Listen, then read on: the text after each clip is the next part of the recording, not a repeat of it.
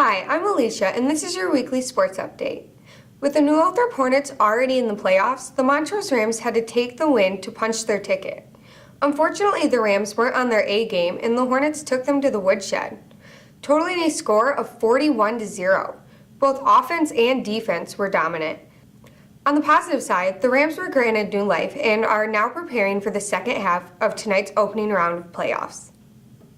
The junior varsity Rams dominated the New Lothrop Hornets on both sides of the ball last Thursday night in New Lothrop by a final score of 50-6.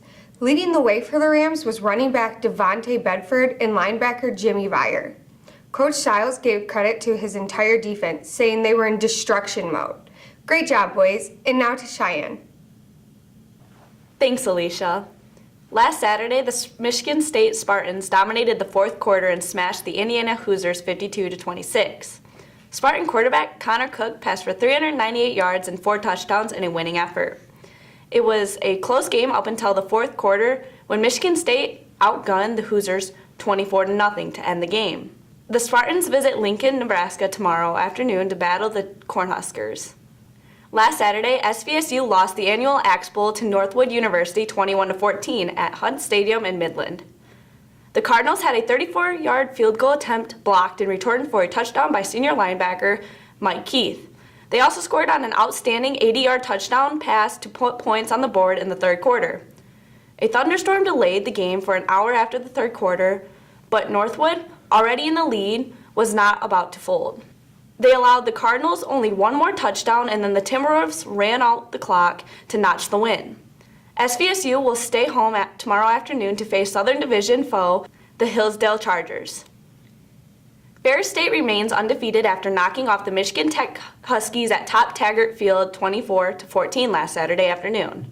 The Bulldogs' defense limited the Huskies to only 59 total offensive yards in the second half of the game and 273 yards overall.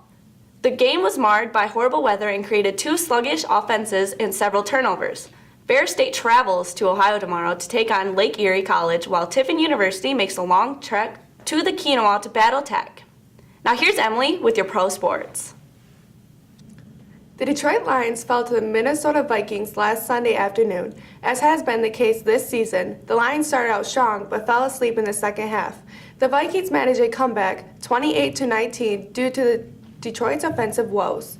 With the offensive coaching changes that occurred Tuesday and a change of venue, maybe the Lions can pull out their second win this season against the Kansas City Chiefs Sunday in London. Our very own Detroit Pistons started the season out with a bang Tuesday night by sweeping away the Atlanta Hawks in Atlanta 106-94. It was a fast-paced game for both teams, but unlike last season, the Pistons played strong until the final buzzer sounded. The Pistons are hosting the Chicago Bulls right now at Palace of Auburn Hills. The Red Wings dropped a 3-1 decision to the Carolina Hurricanes. Tuesday night at the Joe, Jacob Kindle scored the lone goal for Detroit and Peter Mazurek recorded 18 saves. We will have further results next week on the Sports Update. And that is your MDM-TV.com Sports Update. Now back to Tom Skinner and Eric Vandenpfeiffer with the second half.